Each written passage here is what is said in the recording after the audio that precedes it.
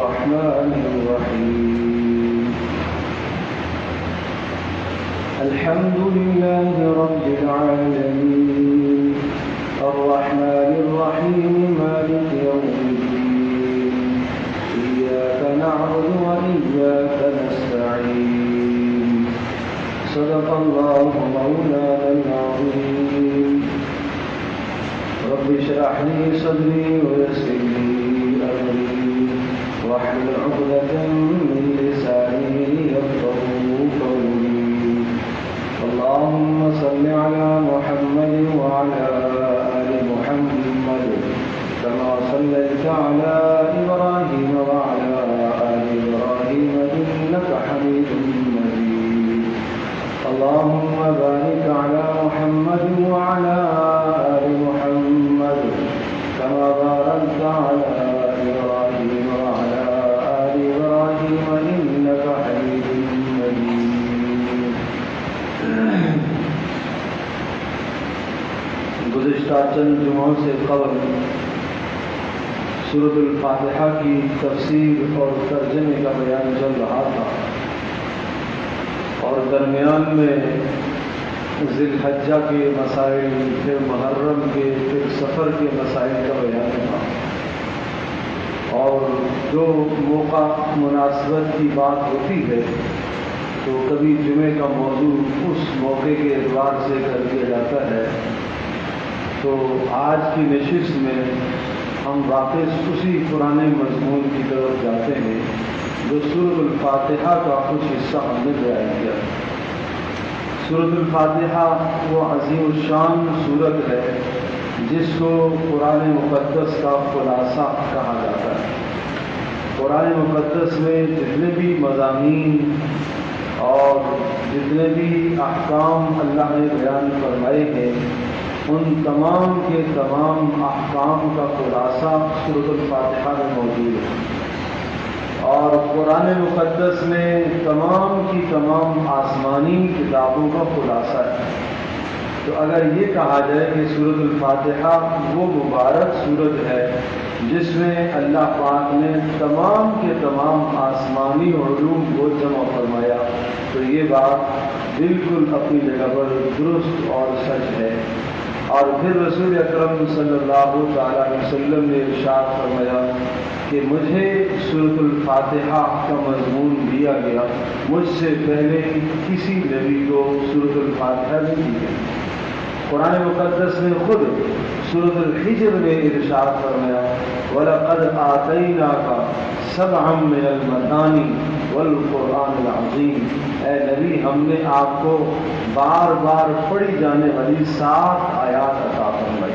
وہ 7 آیات سورۃ الفاتحہ، والقرآن العظیم، اور عظیم الشان قرآن ہم نے عطا فرمایا۔ اور عظیم الشان قرآن سے مراد سورۃ الفاتحہ ہی ہے، تو سورۃ الفاتحہ کو قرآن عظیم بھی کہا گیا اور 7 بار بار پڑھی جانے والی آیات بھی کہا جاتا ہے، اور سورۃ الفاتحہ کو ام القرآن، قرآن مجید کا خلاصہ بھی کہا جاتا ہے۔ بہرحال یہ شمار اس کے اپنی جگہ پر فضائل ہیں۔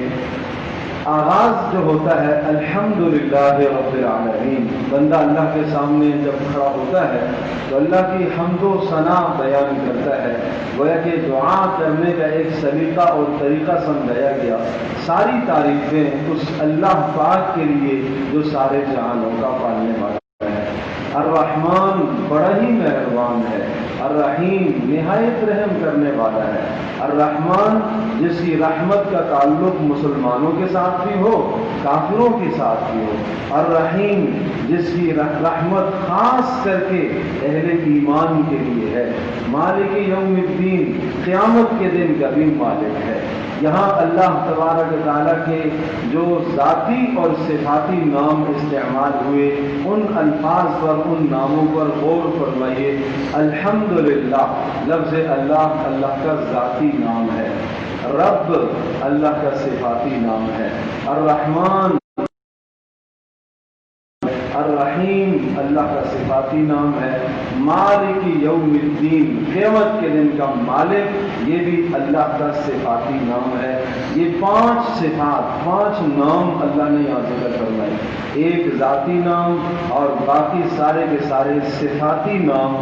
جب انسان اللہ پاک کو پکارتا ہے کہ ساری تعریفیں اس اللہ کے لیے جو سارے جہانوں کا پالنے والا، بڑا مہربان، نہایت رحم والا، قیامت کے دن کا مالک، جب کہا نہایت رحم والا تو خیال آتا ہے اللہ تو مہربان ہے، نہیں گناہ کر لو، جرم کر لو، نافرمانی کر لو، اللہ تو مہربان ہے، بخشنے والا ہے۔ فوری کہا مالک یوم الدین، نہیں قیامت کے دن کا مالک ہے، وہ محاسبہ کرے گا، وہ حساب کرے گا، آپ کے اعمال کا بدلہ آپ کو دے گا، اہل ایمان کو ان کی نیکیوں کا بدلہ، اہل طاعت کو ان کی نیکیوں کا بدلہ، اور اہل کفر اور نافرمانوں کو ان کے گناہوں کی سزا ضرور دے گا۔ جب یہ ساری باتیں ہو گئیں تو اب کہا ایاک نعبد و ایاک نستعین، اللہ کو متوجہ کیا اپنی طرف بندے نے۔ اب بندہ کہہ رہا، خطاب کر کے اللہ سے کہہ رہا ایاک نعبد، اے اللہ ہم تیری ہی عبادت کرتے ہیں، اے اللہ ہم تیری ہی عبادت کرتے ہیں، وَإِيَّاكَ نَسْتَعِينُ، اور تجھی سے مدد مانگتے ہیں۔ اے وہ ذات جو اللہ بھی ہے، جو رب بھی ہے، جو رحمان بھی ہے، جو رحیم بھی ہے، جو مالک یوم الدین بھی ہے، جو تمام کی تمام ان صفات کی حامل ذات ہے، اے وہ ذات ایاک نعبد، میں صرف تیری ہی بندگی کرتا ہوں، میں صرف تیری ہی عبادت کرتا ہوں۔ اب میں عبادت کا مفہوم عرض کرتا ہوں، عبادت کس کو کہتے ہیں، اور پھر میں بھی آپ بھی ہم سب دیکھیں، ہم اللہ کے سامنے ہر نماز میں یہ اقرار کرتے ہیں کہ ہم تیری ہی عبادت کرتے ہیں۔ آج ہم اپنی عبادت کو جانچتے ہیں کہ ہماری عبادت کس درجے کی ہے، عبادت کا مطلب کیا ہوتا ہے، اور ہماری اس طرح کی عبادت ہے جو مقصود اور مطلوب ہے۔ تو عبادت کے متعلق یہ ذہن نشین فرما لیجیے، تفسیر بیضاوی میں علامہ بیضاوی رحمۃ اللہ علیہ نے لکھا ہے، عبادت کہا جاتا ہے حد درجے کی تعظیم کسی کے لیے بجا لانا، کسی کے لیے حد درجے کی تعظیم کا اظہار کرنا، یہ عبادت کہلاتا ہے۔ کیا معنی تعظیم کا؟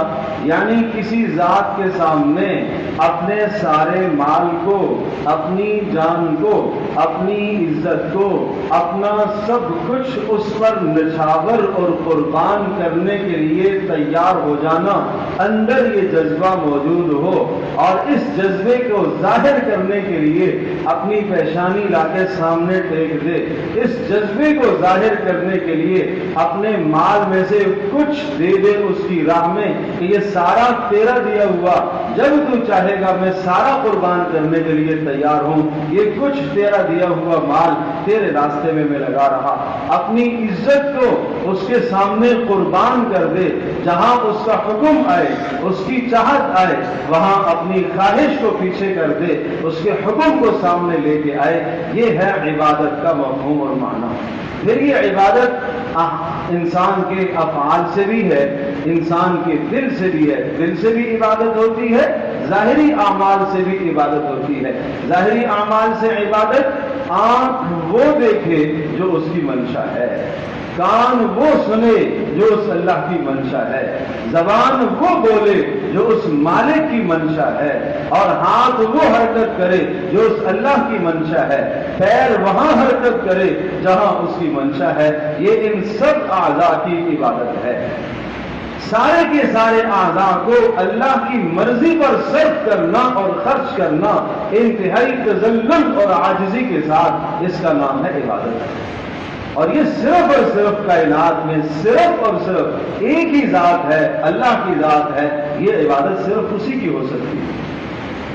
کوئی اور کائنات میں ان صفات کا حامل نہیں ہے، جو اللہ بھی ہو، جو رب بھی ہو، جو رحمان بھی ہو، جو رحیم بھی ہو، جو مالک یوم الدین بھی ہو، کوئی بھی اللہ کے سوا ان صفات کا حامل نہیں ہے جس میں یہ صفات پائی جائیں، اور ہم اپنا سر اس کے سامنے جھکائیں، اپنا ماتھا اس کے سامنے ٹیکیں، اپنا مال اس کے راستے پر پیش کریں، اپنی جان اس کے نام پر نچھاور کریں، اپنی عزت اس کے اوپر نچھاور کر دیں، یہ کوئی ذات نہیں ہے، صرف اور صرف ایک اللہ ہے۔ یہ جذبہ اللہ کے لیے ہونا چاہیے۔ اگر یہ جذبہ آدمی کسی اور کے لیے اختیار کرتا ہے، اسی کا نام شرک۔ یہ پیشانی اللہ کے سوا کوئی اور جھکتی ہے، اسی کا نام شرک ہے۔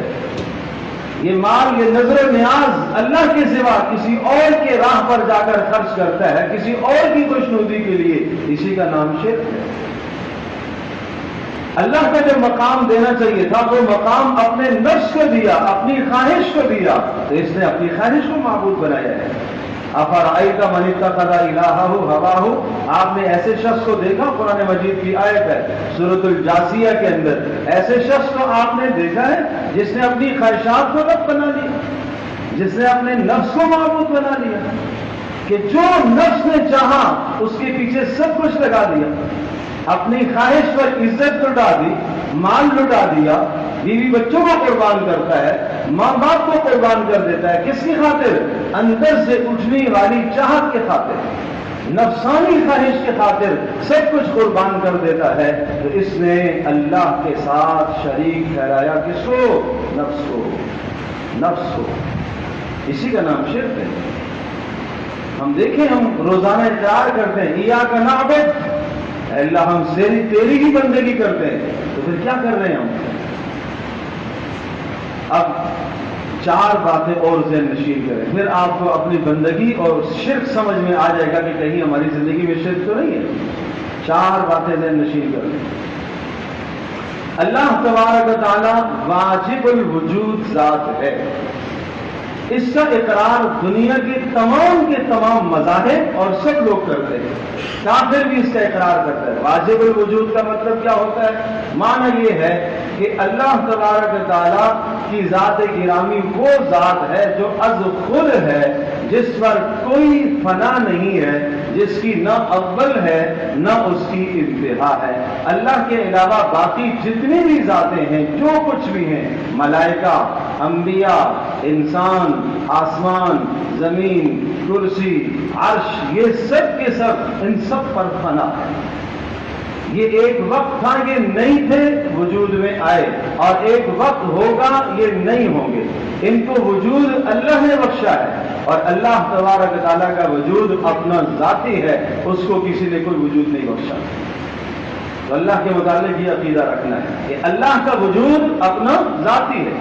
آپ کے پاس مال ہے، کہتے ہیں یہ میرا ذاتی مال ہے، کوئی ذاتی نہیں، یہ انسان کا دھوکہ ہے۔ آدمی کہتا ہے یہ میری جان ہے، ذاتی جان ہے، کوئی نہیں، یہ اللہ پاک کی۔ اگر اپنا ذاتی مال ہوتا تو آدمی اس کو فنا نہ ہونے دیتا، حالانکہ مال کے ختم ہونے میں انسان بے بس ہے، جان کے ختم ہونے میں، موت کے آنے میں انسان بے بس ہے۔ پتہ چلا اپنے جسم کا یہ مالک نہیں ہے، اپنے مال کا مالک نہیں ہے، اللہ نے اس کو یہ سب کچھ دیا ہے تصرف کے لیے، استعمال کے لیے اللہ پاک نے یہ دیا۔ کائنات میں حقیقی وجود صرف اور صرف اللہ کی ذات عالی کا ہے۔ یہ نظریہ، یہ عقیدہ رکھنا ہے۔ میں عرض کر رہا ہوں کہ اس عقیدے کے اندر تمام کے تمام ادیان اور مذاہب اتفاق رکھتے ہیں، اور سب کے سب اس بات کو مانتے ہیں کہ کائنات میں اصل وجود اللہ کا ہے، باقی سارے کے سارے وجود ان پر عدم ہے، وہ فنا ہونے والے ہیں، ختم ہونے والے ہیں۔ دوسرا نظریہ، اللہ ہی خالق ہے، پیدا کرنے والا اللہ ہی۔ دنیا کے کافر جو اسلام کو نہیں مانتے، محمد صلی اللہ علیہ وسلم کو نہیں مانتے، یہاں تک کہ عرب کے مشرکین جو تورات انجیل کو نہیں جانتے تھے، آسمانی علوم سے بالکل نہ بلد، نہ واقف تھے، ان سے پوچھا جاتا وَلَئِن سَأَلْتَهُمْ مَنْ خَلَقَ السَّمَاوَاتِ وَالْأَرْضَ لَيَقُولُنَّ اللَّهُ، اگر ان سے پوچھو کہ آسمانوں کو اور زمینوں کو اور یہ ساری کائنات کو کس نے بنایا، تو یقیناً وہ بولتے ہیں اللہ نے بنایا ہے۔ تو خالق ہونے میں کسی کا اختلاف نہیں ہے، خالق اللہ ہی ہے، سب مانتے ہیں، تو اللہ کا واجب الوجود ہونا کہ اللہ کا وجود اصل ہے، اور اللہ تبارک تعالیٰ وہ ذات جس کی ابتدا بھی نہیں، جس کی انتہا بھی نہیں، جس پر زوال نہیں، جس پر فنا نہیں، جس پر عدم نہیں، یہ نظریہ، اور نمبر 2 اللہ کا خالق ہونا، یہ نظریے 2 ہر آدمی مانتا ہے۔ اب 2 چیزیں ہیں جس میں آدمی شرک میں مبتلا ہوتا ہے، وہ ذہن نشین فرمائیے۔ 2 چیزیں ان میں انسان جا کے شرک میں مبتلا ہو جاتا ہے۔ ایک تو مدبر ہونا، کائنات کا نظام کون چلا رہا ہے، چیزوں کے اندر اثرات، تاثیریں جو اللہ پاک نے رکھی ہے، تدبیر، اس میں انسان شرک میں مبتلا ہو جاتا ہے۔ مومن کا نظریہ یہ ہونا چاہیے، مسلمان کا یہ عقیدہ اور یہ نظریہ ہونا چاہیے کہ اس کائنات کے نفع اور نقصان کا مالک صرف اللہ ہی ہے۔ یہاں جس چیز کے اندر کوئی بھی اثر موجود ہے، وہ اثر اس کا اپنا نہیں ہے، اللہ تبارک تعالیٰ کا رکھا ہوا اثر ہے، اللہ نے اس میں اثر رکھا ہے۔ یہ گزشتہ جمعے میں نے بیان کیا تھا، مثال کے طور پر سفر کے مہینے کو لوگ نحوست والا سمجھتے ہیں کہ اس مہینے کے اندر نحوست کا اثر ہے، فلاں جگہ میں نحوست کا اثر ہے، فلاں ستارہ فلاں منزل اور فلاں برج پر پہنچے گا تو یہ ہوگا۔ یہ کیا ہے؟ تدبیر ہے، اس کو کہتے ہیں یدبر الامر من السماء الى الارض۔ یہ بھی سارے کے سارے نظام اللہ ہی انجام دیتا ہے، جو اللہ خالق بھی ہے اور جو اللہ ساری کائنات کا پیدا کرنے والا بھی ہے اور جو ساری کائنات کا مالک بھی ہے، وہی اللہ یہ سارے انتظام بھی وہی کرتا ہے۔ کیا اس انتظام میں اس نے کوئی چھوٹا سا اختیار کسی کو دیا ہوا ہے؟ چلو مان لیتے ہیں شاید اس نے چھوٹا سا کوئی اختیار کسی فرشتے کو دے رکھا ہو، کسی نبی کو کوئی اختیار دے رکھا ہو، چلو بیٹے دینے کا اختیار اس نے فلاں شخص کو دے رکھا ہے، بیٹیاں عطا کرنے کا اختیار اس نے فلاں، بخشش کرنے کا اختیار اس نے فلاں کو دے رکھا ہے۔ یاد رکھیے گا قرآن مجید کہہ رہا ہے نہیں، یہ اختیار اللہ نے کسی کو نہیں سونپا۔ وَرَبُّكَ يَخْلُقُ مَا يَشَاءُ وَيَخْتَارُ مَا كَانَ لَهُمُ الْخِيَرَةُ۔ تمہارا پروردگار جس طرح سے پیدا کرنے میں، کائنات کو بنانے میں اکیلا ہے، اسی طرح سے اختیار میں بھی صرف وہی اکیلا ہے، اختیار اس نے اپنے پاس رکھے۔ اتنی خوبصورت مثالیں دے کے سمجھایا قرآن میں، یہ باتیں میں قرآن کی کہہ رہا ہوں۔ ضرب لكم مثلا من انفسكم هل لكم مما ملكت ايمانكم من شركاء فيما رزقناكم فانتم فيه سواء تخافونهم كخيفتكم انفسكم۔ اچھا بھلا تم یہ تو بتاؤ کہ ایک آپ ہیں اور ایک آپ کا ملازم ہے، زر خرید غلام ہے جس پر آپ خرچ کرتے ہیں، جس کو آپ نے اجرت پر رکھا ہوا ہے، آپ نے ایک بہت بڑا کاروبار کھولا ہے اور اس کاروبار میں آپ نے ایک شخص کو ملازم رکھا ہے، تو پہلے یہ بتاؤ کہ آپ جو وہاں سارا مال خرچ کرنے والے ہو، ساری صلاحیتیں لگانے والے ہو، کیا آپ چاہو گے کہ آپ کا ملازم آپ کے تمام معاملات میں برابر کا شریک ہو جائے؟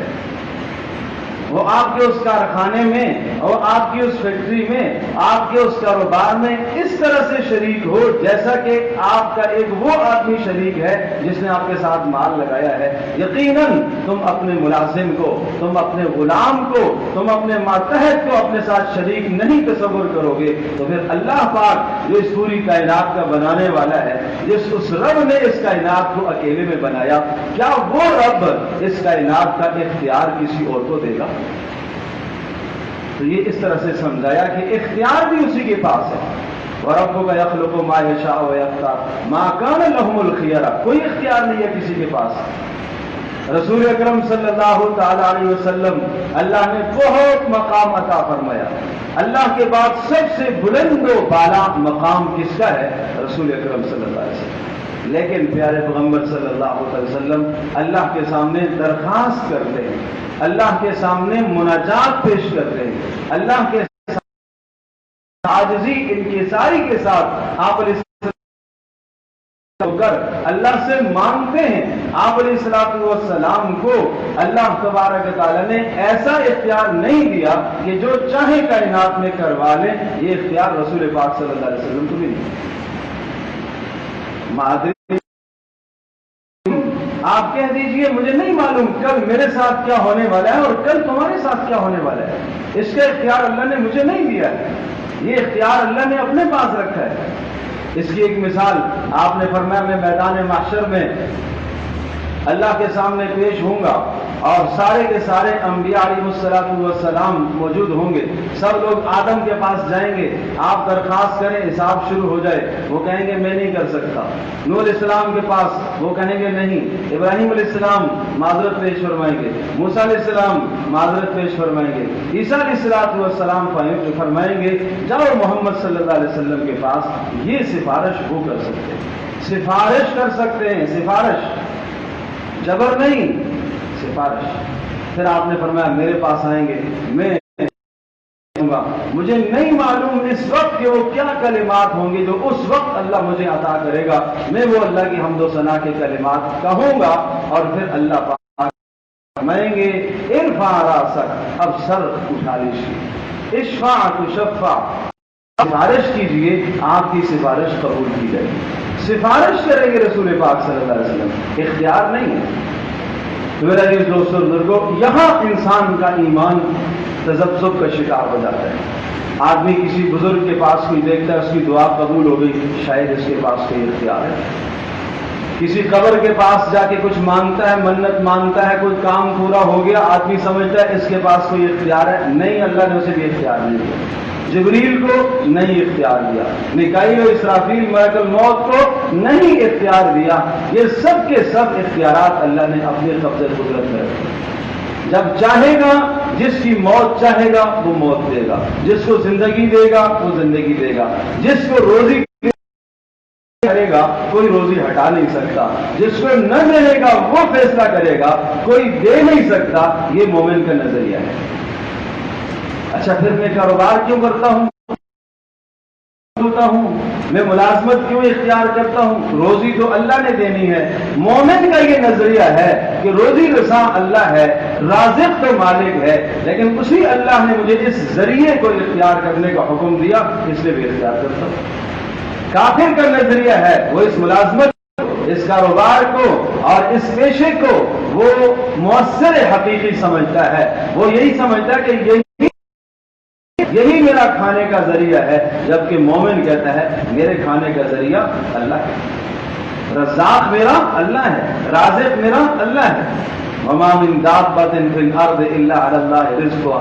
इस रिज़्क़ के मामले को इतना अल्लाह ने कुरान में फेर फेर कर बयान फरमाया।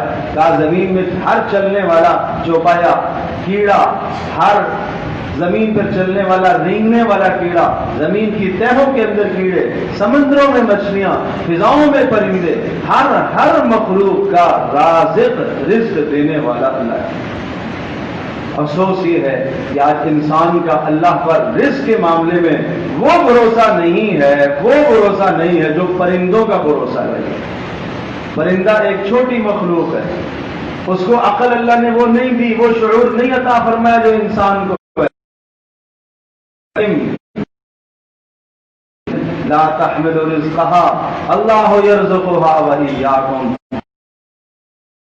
अपने साथ कितने जानवर और रोजी लिए फिरते हैं और रोजियों का स्टॉक अपने पास करते हैं, अपने पास रोजियों को जमा करते फिरते हैं। नहीं नहीं, अल्लाहु यर्ज़ुक़ुहा व इय्याकुम, अल्लाह तुम्हें भी खिलाता है, अल्लाह उन्हें भी खिलाता है। वहुव समीउल अलीम, सुनने वाला है, जब उससे कोई रोजी मांगता है वो सुनता है। सुभान अल्लाह, एक रोजी मांगने का वक्त अल्लाह ने मुकर्रर किया है, बड़ा प्यारा। वैसे जब भी अल्लाह से मांगो, अल्लाह पाक रोजी अता करने वाला है, मांगने में कमी है, मांगता नहीं है बंदा। लेकिन रात के आखिरी हिस्से में हदीस में आता है, अल्लाह पाक अपनी शान के मुताबिक बंदों से यूं इरशाद फरमाता है, सवाली कोई है, सवाली कोई सवाल करने वाला है जिसके सवाल को पूरा करूं, कोई है रोजी मांगने वाला जिसको रोजी अता करूं। यार ये कब की बात, ये रात के आखिरी हिस्से में ऐसा होता है। अब ये रोजी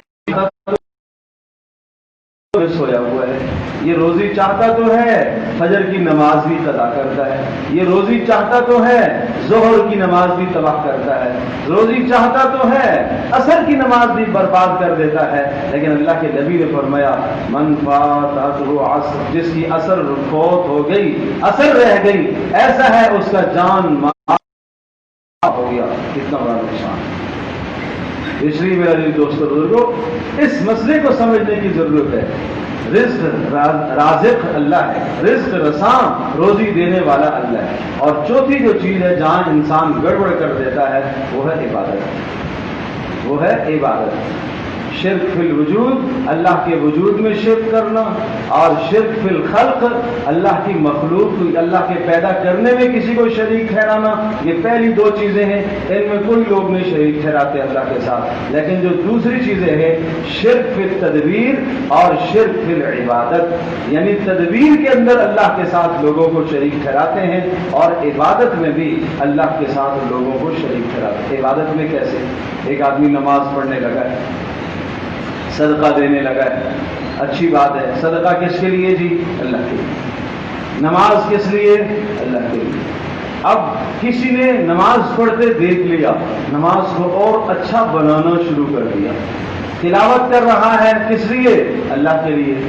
اب قرآن پڑھتے پڑھتے نے دیکھ لیا، دل میں خیال آیا ذرا اور اچھا کر کے پڑھوں، پتہ چلے کہ یہ اچھا پڑھنے والا ہے، اس نے کیا کیا؟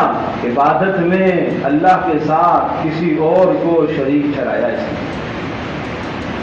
مال خرچ کرتے ہوئے اندر شیطان، یہ شیطان یہاں وسوسہ ڈالے گا، جیب سے نکال ذرا دکھا کے خرچ کر، پتہ چلے 1000 کا نوٹ دے رہا ہے، پتہ تو چلے 5000 کا نوٹ دے رہا ہے، پتہ تو چلے، اور جب 100 روپے کا ہوتا ہے تو یوں ہی کر کے دے دیتا ہے، کم ہوتا ہے تو نہ پتہ چلے، بڑا نوٹ ہوتا ہے تو پتہ چلے۔ یہ کیا کر رہا ہے؟ یہ عبادت کے اندر اللہ کے ساتھ غیر کو شریک کر رہا ہے۔ اور کبھی خرچ کرتا ہے، تنہائی میں خرچ کیا، سنیے گا، تنہائی میں خرچ کیا، اکیلے میں خرچ کیا، رات کو چھپ کے خرچ کیا، رات کو چھپ کے تہجد کی نماز پڑھی، کسی نے نہیں دیکھا، صبح تذکرہ کرنے لگا، رات کو میں یوں جا رہا تھا، ایک فقیر پیسے نے مجھ کو، رات کو میں اٹھا تہجد کی نماز میں نے یہ منظر دیکھا۔ اب ایک آدمی کے سامنے اس نے تذکرہ کیا، حدیث میں آتا ہے کہ جب ایک دو آدمیوں کے سامنے ذکر کرتا ہے، اپنی تنہائی والا عمل جو چھپ کر اس نے کیا تھا وہ 2 آدمیوں کے سامنے، 3 آدمیوں کے سامنے ذکر کرتا ہے، اللہ فرشتوں سے کہتے ہیں اس کا عمل لکھا ہوا تھا وہاں کہ صرف اس نے خالص اللہ کی رضا کے لیے چھپ کر کیا ہے، اب اس کا عمل اس فرشتے اس رجسٹر سے ہٹا کے مٹا کر وہاں لکھ دو جہاں یہ لکھا ہوا ہے کہ ان دفاتر اور رجسٹروں میں ان لوگوں کے اعمال درج ہیں جنہوں نے سب کے سامنے عمل کیا ہے، وہاں سے اٹھا کر عمل ادھر لکھ دیا جاتا ہے۔ اس نے کیا ہے؟ چھپ کر بولو نہیں کیا، سب کے سامنے اس نے کیا ہے۔ اچھا پھر بھی اس کو سکون نہیں آیا، پھر اور کو ذکر کرنا شروع کر دیا، 2 اور کو بتایا، 4-6 اور کو بتایا، کرتے کرتے چرچا ہو گیا، تو پھر اللہ پاک ارشاد فرماتے ہیں اب اس کا عمل وہاں سے بھی نکالو اور لکھ دو کہ اس نے ریاکاری کے لیے عمل کیا ہے۔ اس نے کس لیے کیا؟ ریاکاری کے لیے۔ اس کی نیت یہ ادھر جو ہے نا، یہ معاملہ یہ اللہ کے ساتھ صاف ہونا چاہیے۔ فرشتہ تو عمل دیکھ کے لکھ لے گا کہ آپ نے نیک عمل کیا ہے، اس لیے ایک روایت میں آتا ہے ایک انسان کا عمل جب اللہ کے پاس پہنچے گا، سبحان اللہ، پہلے آسمان پر عمل پہنچا، فرشتوں نے دیکھا بڑا نورانی عمل ہے، کس کا ہے جی؟ فلاں بن فلان کا ہے، چلو پہلے آسمان کے فرشتے استقبال کے ساتھ اور اس عمل کو لے کر دوسرے آسمان تک پہنچتے ہیں، وہاں وہ عمل پہنچتا ہے، کس کا ہے جی؟ فلاں بن فلاں کا عمل ہے، بڑا ہی خوبصورت عمل ہے، دوسرے آسمان کے فرشتے وہ بھی ساتھ ہو جاتے ہیں، ہم بھی چلو ساتھ چلتے ہیں، یہ عمل اللہ تک پہنچاتے ہیں، آپ کے چوتھے والے اور 5ویں اور 6ٹھے اور 7ویں، اور جب اللہ کے عرش کے سامنے پھر پہنچتے ہیں، ہر آسمان کے فرشتے اس عمل کے ساتھ لگے ہوئے ہیں۔ اللہ تبارک و تعالیٰ ارشاد فرماتے ہیں تمہیں نہیں معلوم تم نے ظاہر عمل کے کرنے والے کے دل میں شرک تھا، اس نے میرے لیے نہیں کیا ہے، کسی اور کے لیے کیا، رد کر دو اس کا عمل، واپس کر دو، نہیں قبول۔ اس لیے حدیث میں آتا ہے میدان محشر میں بھی اللہ تبارک و تعالیٰ یہ فرمائے گا، یہ قبول کرتا ہوں، یہ رد کرتا ہوں، یہ رد کرو، یہ قبول کرو، جو صرف اس کی رضا کے لیے ہے وہ قبول ہے۔ فمن كان يرجو لقاء ربه فليعمل عملا صالحا ولا يشرك بعبادة ربه أحدا۔ عجیب کلمہ ہے، فمن كان يرجو لقاء ربه، جسے یہ یقین ہے، جو یہ نظریہ رکھتا ہے، جس کے دل میں یہ عقیدہ موجود ہے کہ اس کو کل اللہ کے سامنے پیش ہونا ہے، فليعمل عملا صالحا، وہ صرف اور صرف میری رضا کے لیے عمل کر کے لائے، وہ نیک عمل کر کے لائے، نیک عمل کر کے لائے۔ نیک عمل بنے گا اخلاص سے، نیک عمل بنے گا اتباع رسول صلی اللہ علیہ وسلم سے، اس کے سوا نیک عمل نہیں بنتا بھائی۔ فلیعمل عملا صالحا ولا یشرک، وہ جو عمل کر کے لایا ہے اس عمل میں اپنے رب کے ساتھ کسی اور کو شریک نہ ٹھہرائے، ٹھیک نہ ٹھہرائے۔ تو یہ شرک اللہ پاک کو ناپسند ہے، اس لیے ان الشرک لظلم عظیم، بڑا ظلم ہے۔ ان اللہ لا یغفر ان یشرک بہ ویغفر ما دون ذلک، شرک نہیں بخشے گا، شرک کے علاوہ جو گناہ چاہے گا بخش دے گا۔ اور شرک کو اللہ تبارک و تعالیٰ نے مشرک پر جنت کو بھی حرام کر دیا، اس لیے عبادت کے اندر شرک سے اپنے آپ کو بچاؤ، صرف خالص اللہ کی لیے بندگی پیش کیا کرو۔ تو ایاک نعبد و ایاک نستعین، اے اللہ ہم تیری ہی بندگی کرتے ہیں۔ جب آدمی دعائے قنوت پڑھتا ہے اس میں بھی آدمی ایک کلمہ کہتا ہے، سبحان اللہ، اے اللہ تیرے لیے بندگی کرتا ہوں، وَنَخْلَعُ وَنَتْرُكُ مَنْ يَفْجُرُكَ، اے اللہ جو تیرا نافرمان ہے، تیرا باغی ہے، اے اللہ میری اس کے ساتھ کوئی دوستی نہیں، میں اس کو دور کرتا ہوں، میرا اٹھنا بیٹھنا ایسوں کے ساتھ کوئی نہیں جو تیرا نافرمان ہو، جو تیرا باغی ہو۔ پھر وطر پڑھنے کے بعد پھر رات کو مجلس لگائی اسی نافرمان کے ساتھ، عہد تو کیا ہے اللہ کے سامنے کہ میں نہیں کروں گا، پھر وہی کرتا ہے، پھر وہی کرتا ہے۔ تو یاد رکھیے گا پھر اللہ تبارک و تعالیٰ کی طرف سے رحمتیں کیسے برسیں گی۔ الرحمن الرحیم، بڑا مہربان نہایت رحم کرنے والا اللہ ہے، لیکن جب ہماری عبادت بھی تو درست ہو تو اپنی عبادتوں کو درست کرو، عبادتوں کے رخ ٹھیک کرو۔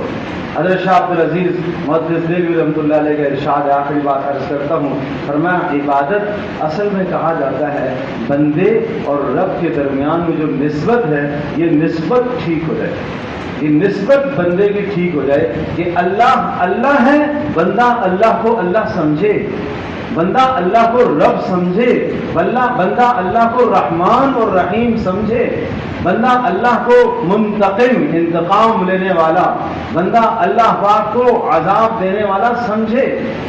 تو اللہ کے متعلق جو نظریہ اگر اس نظریے کی کمال تک پہنچ جاتا ہے تو اسی کا نام عبادت ہے، اور یہی بندگی پیارے پیغمبر صلی اللہ علیہ وسلم نے مکی دور عبادت کا تصور لوگوں کے ذہنوں کے اندر بٹھایا ہے، اور آپ مکی صورتوں میں دیکھیں گے یہی بات جا بجا ملے گی، اللہ کا تعارف، اللہ کا تعارف، اللہ کا تعارف، عبادت کا تصور ذہن میں بٹھایا گیا، شرک کو کفر کو اندر سے کھرچ کر صاف کیا گیا۔ پھر اس کے بعد مدینی زندگی کے اندر احکامات کا نزول ہے، نماز بھی آ رہی ہے، زکوٰۃ کے احکام، حج کے احکام، اور بے شمار جہاد فی سبیل اللہ، قتال فی سبیل اللہ کے احکام۔ لیکن جب بندے کا اللہ سے نسبت ہی درست نہیں ہے، اللہ کے متعلق تصور اور عقیدہ ہی اس کا درست نہیں ہے، تو اس کی بندگی کسی کام کی نہیں ہے۔ اللہ پاک ہم سب کے لیے سمجھنے والا